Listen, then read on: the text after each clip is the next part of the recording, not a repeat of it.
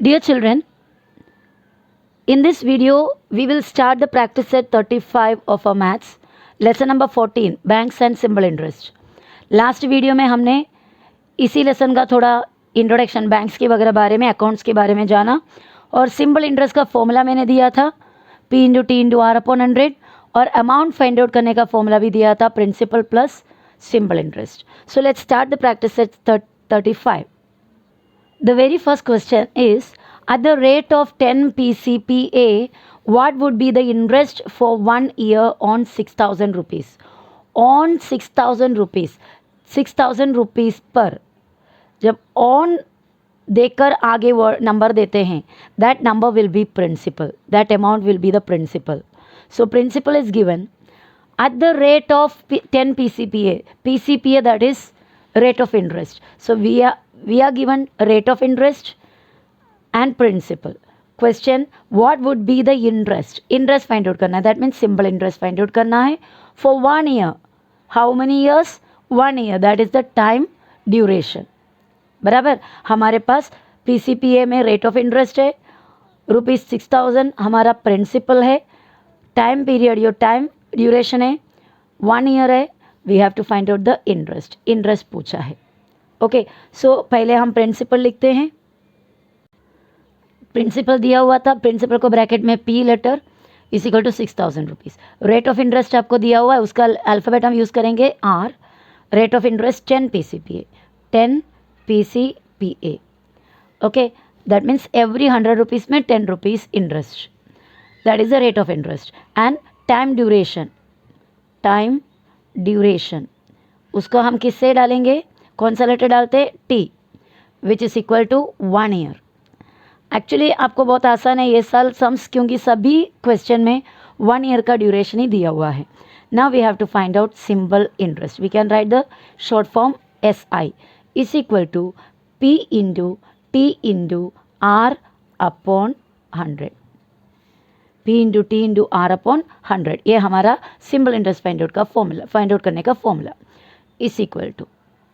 अब आप पहले P का वैल्यू, P के प्लेस में P का वैल्यू कितना है 6,000, तो P के जगह में 6,000, आगे मल्टीप्लिकेशन का साइन है, उसके बाद T मीन्स कितना है 1 ईयर, 1 इंटू, ये लाइन को थोड़ा बढ़ा दिया, R, नेक्स्ट R है, R के प्लेस में हमें क्या लिखना है 10 अपॉन क्या है 100.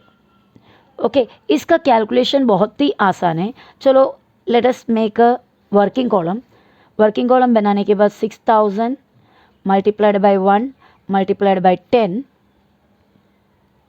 Upon 100 upon 100.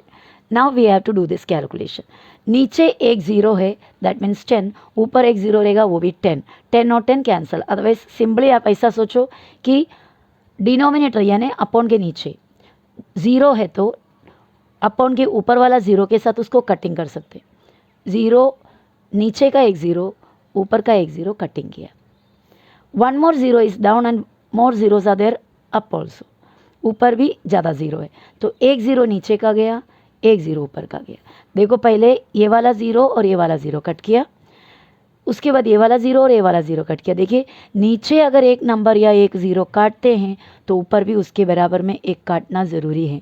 सिर्फ अकेले एक ही साइड में कटिंग नहीं करता.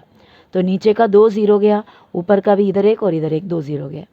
नीचे सिर्फ 1 बचा है, 1 से डिवीज़न दो करेंगे तो भी वही आंसर है, तो 1 को छोड़ दो.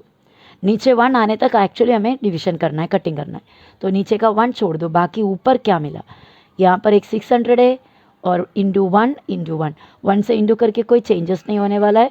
That means 600 is the answer. 600 1 सा 600, अगेन 1 सा 600, so answer is 600. So simple interest here is ₹600. So final answer हम उठाकर लिखेंगे क्या है, the interest is equal to, the yearly interest is equal to, हमारा क्वेश्चन था इंटरेस्ट फॉर 1 ईयर, बराबर, तो हम लिखेंगे simple interest for 1 year, otherwise interest for 1 year कितना है ₹600. I hope it is clear. Now let's go to the next sum. Question number 2. Mahesh deposited ₹8,650 in a bank at the rate of 6 PCPA. Mahesh नाम का व्यक्ति deposit किया bank में कितना amount 8,650 rupees, और bank उन्हें ऑफर कर रहा है कितना rate of interest 6 PCPA 6% per annum 6% per annum. 1 साल में 100 रुपये पे 6 रुपया, हर 100 रुपये में 6 रुपया वैसा। How much money will he get at the end of the year in all, ये वर्ड पे ध्यान देना, हियर ओनली इंटरेस्ट नहीं पूछा। आफ्टर ईयर, 1 साल के बाद, at the end of a year, 1 साल के बाद how much money will he get, कितना पैसा उसे मिलेगा in all means whatever he has deposited and the interest on that, जो उन्होंने डिपॉजिट किया और ऊपर से उसका इंटरेस्ट, कुल मिला के टोटल कितना उसको 1 साल के एंड में मिलेगा। तो यहाँ पर उन्होंने डिपॉजिट किया हुआ जो अमाउंट है that is the principal. Rate of interest are 6 PCPA। Time duration है after the end of at the end of the year means 1 year, 1 साल बाद, दैट मीन्स टाइम ड्यूरेशन है 1 ईयर। और आपको पहले क्या करना पड़ेगा, कितना इंटरेस्ट मिला उसे देखना पड़ेगा, और इंटरेस्ट फाइंड आउट करने के बाद टोटल अमाउंट देखना पड़ेगा। इंटरेस्ट के लिए हमारे पास फॉर्मूला P × T × R/100, और इंटरेस्ट एक बार मिल जाएगा, सिंपल इंटरेस्ट मिल जाएगा तो उसे क्या मिलेगा, उसका प्रिंसिपल भी रिटर्न मिलेगा, साथ में इंटरेस्ट भी मिलेगा। तो प्रिंसिपल और इंटरेस्ट को ऐड करने पर टोटल अमाउंट आ जाएगा, बराबर। टोटल अमाउंट उसे कितना मिलेगा at the end of the year, how much money will he get in all, यानी पूरे मिलाकर। So we have to find out the interest first and then the amount. तो let's start the sum. पहले आप क्या करेंगे, principal लिखो, principal इसको कैपिटल P लेटर से डिनोट करते हैं, रुपीज़ 8,650, 8,650।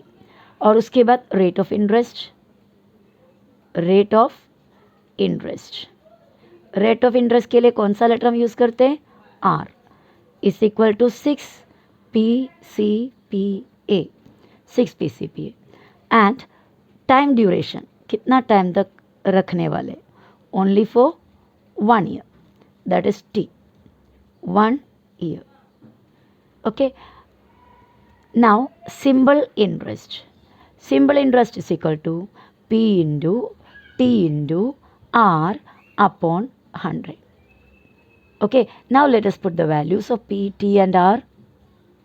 लाइन डालें, P की जगह में आप लिखोगे 8,650, आगे मल्टीप्लाई इंटू, T के जगह में आप लिखोगे 1 इंटू, इसके बाद इंटू है ना, और नेक्स्ट लेटर है R के जगह में 6, और अपॉन, देखो अपॉन है, उसके नीचे 100, upon 100।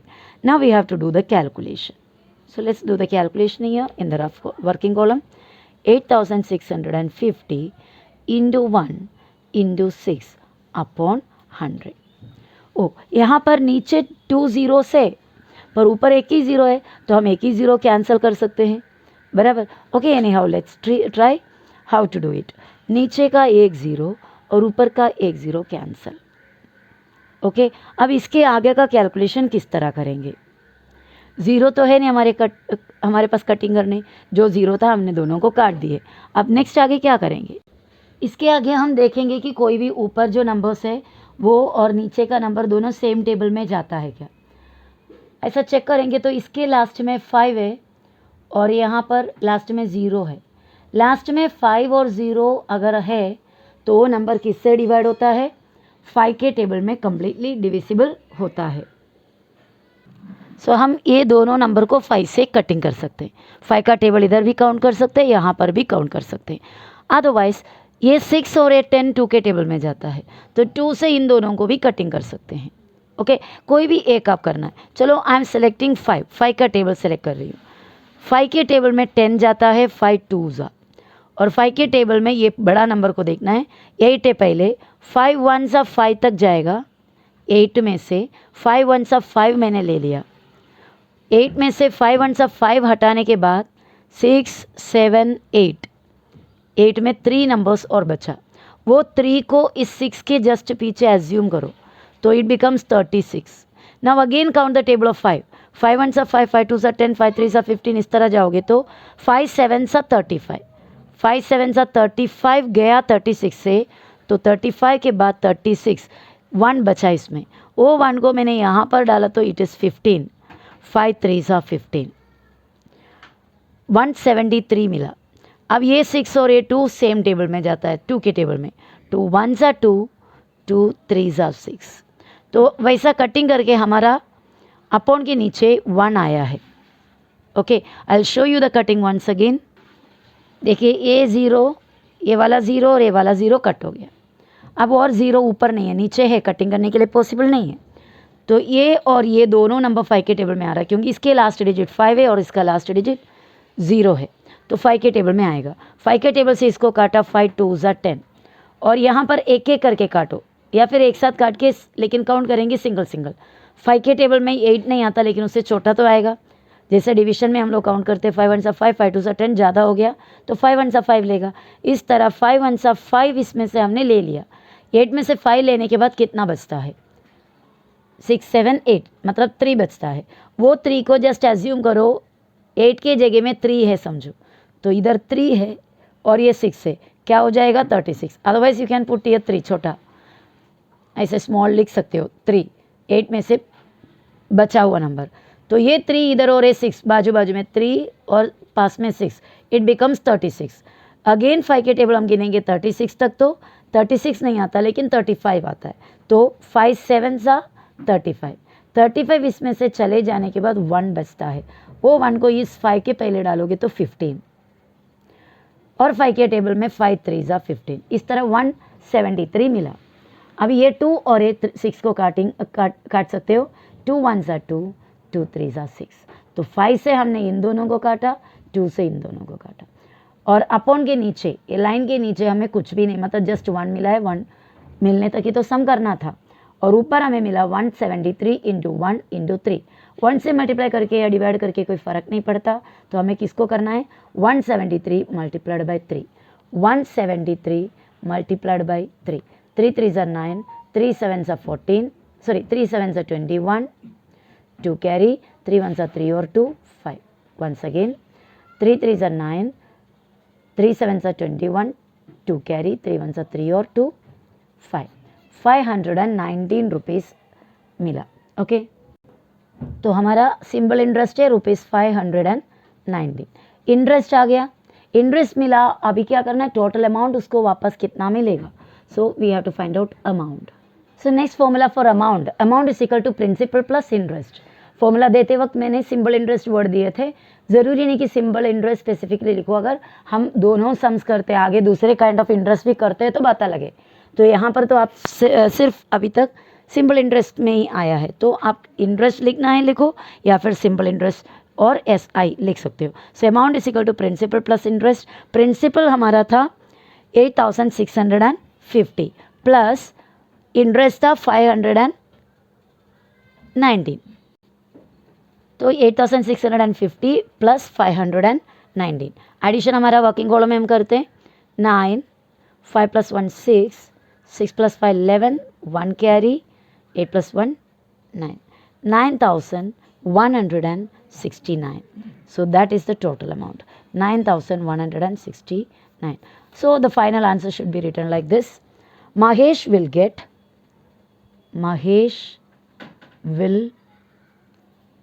get an amount of rupees 9169 at the end of the year.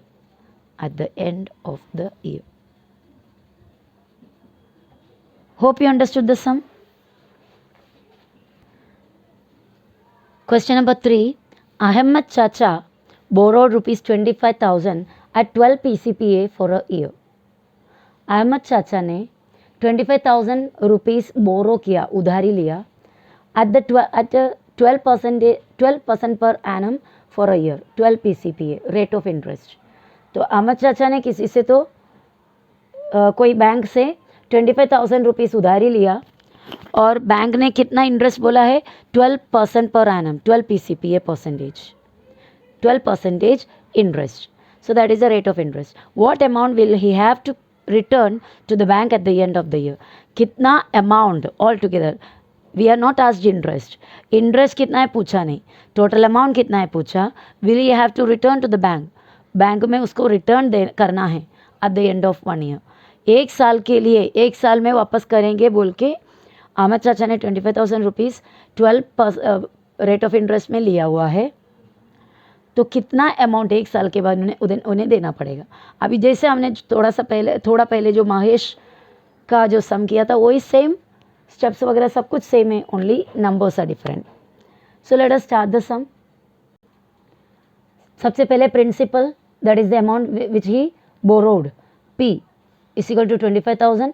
Rate of interest का letter R is equal to 12 PCPA. Time duration is T that is 1 year. अभी सिंपल इंटरेस्ट का formula SI is equal to, आप I भी लिख सकते हो यहाँ पर, okay, P into T into R upon 100. This is the formula, बराबर. अभी P का वैल्यू, T का वैल्यू और R का वैल्यू डालना है. P का वैल्यू कितना है 25,000, तो P के जगह में 25,000, फिर उसके बाद इंटू T के जगह में 1 ईयर, फिर से into R rate of interest 12 upon 100. Okay, अभी इसका कैलकुलेशन हम करेंगे वर्किंग कॉलम बनाकर. 25,000, just a minute, into 1 into 12 upon 100. सम बहुत ही आसान है. देखो, नीचे का एक ज़ीरो, ऊपर का एक ज़ीरो कटिंग, नीचे का दूसरा ज़ीरो और ऊपर का भी दूसरा ज़ीरो कटिंग, नीचे 1 बच गया. आगे कोई और कैलकुलेशन नहीं है. ऊपर क्या बचा है 250. कैलकुलेशन है, मल्टीप्लिकेशन, कटिंग नहीं है. 250 है, 1 है और 12 है, तो 250 इंटू 1 250 होता है. 250 इंटू 12 अभी करना है. 250 इंटू 12 करने के लिए आप ज़ीरो बाद में डाल दीजिए. 25 इंटू 12 कीजिए. 25 इंटू 12, 2 5 10, 1 कैरी, 2 2 4 और 1 5. यहाँ पे ज़ीरो डालकर 1 का टेबल. 1 5 5, 1 2 2, एडिशन 0 5 और 5 10, 1 कैरी और ये 3, हमें मिला 300, बराबर.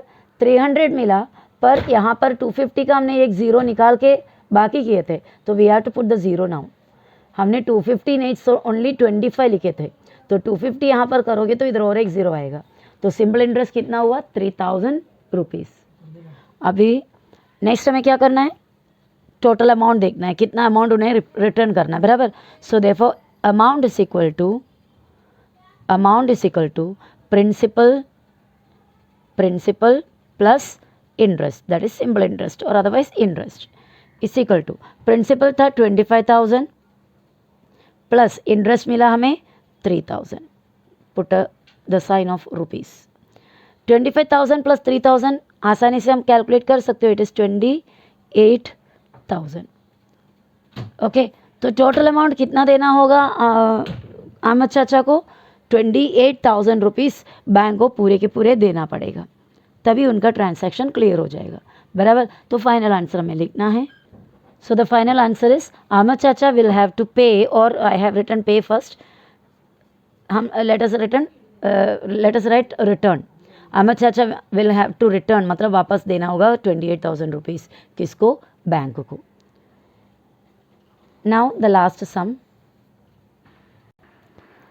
Kishan Rao wanted to make a pond in his field.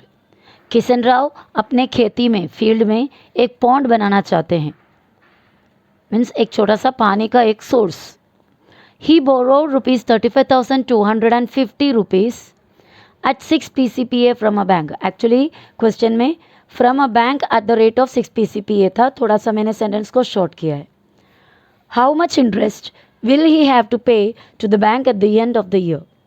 How much interest पूछा गया है, कितना interest will he have to pay, उसे पे करना होगा टू द बैंक को at the end of the year, एक साल के एंड में, यानी साल भर बाद कितना interest. Only interest is asked, not the amount. तो इसका मतलब ये अमाउंट तभी रिटर्न नहीं कर रहे होंगे, ओनली इंटरेस्ट पे कर रहे हैं, बराबर. तो उन्होंने 35,250 रुपीज़ लिया है, बोरो किया है. अपने खेती में जो पॉन्ड बनाने के लिए 6 PCPA इंटरेस्ट रेट है, रेट ऑफ इंटरेस्ट, और 1 ईयर के लिए कितना इंटरेस्ट देना है. सो फर्स्ट प्रिंसिपल को ब्रैकेट में P इज इक्वल टू ₹35,250 और उसके बाद रेट of interest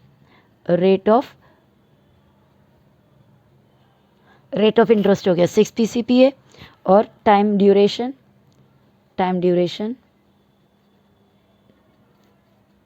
T is equal to 1 year. अच्छा हुआ कि आपका सभी सम्स में टाइम ड्यूरेशन 1 है.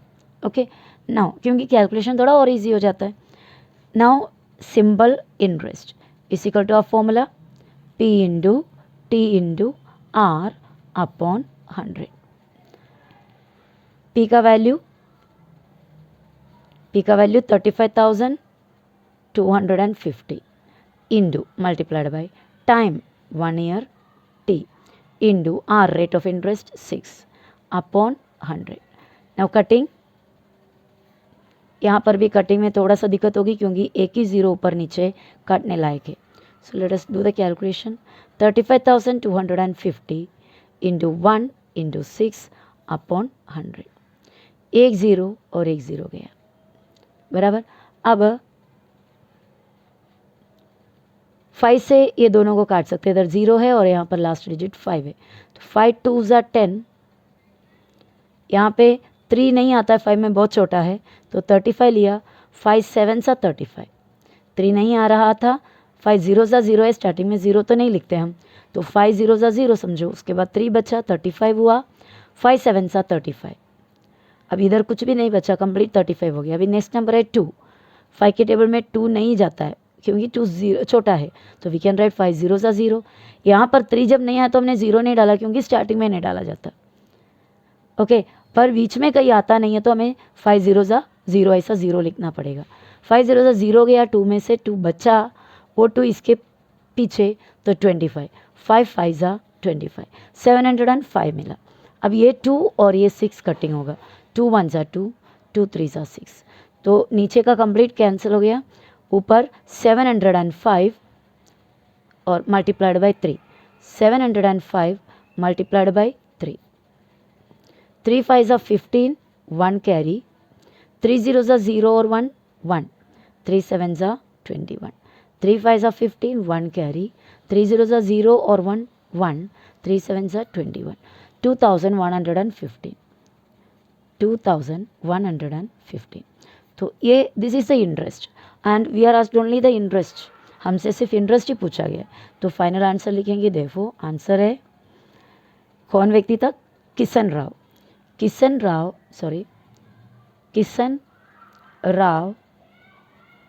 will have to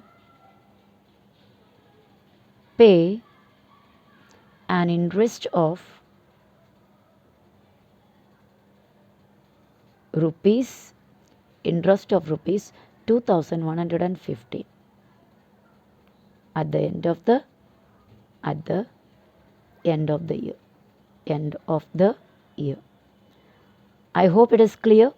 So these are the 4 sums in that practice set number 35.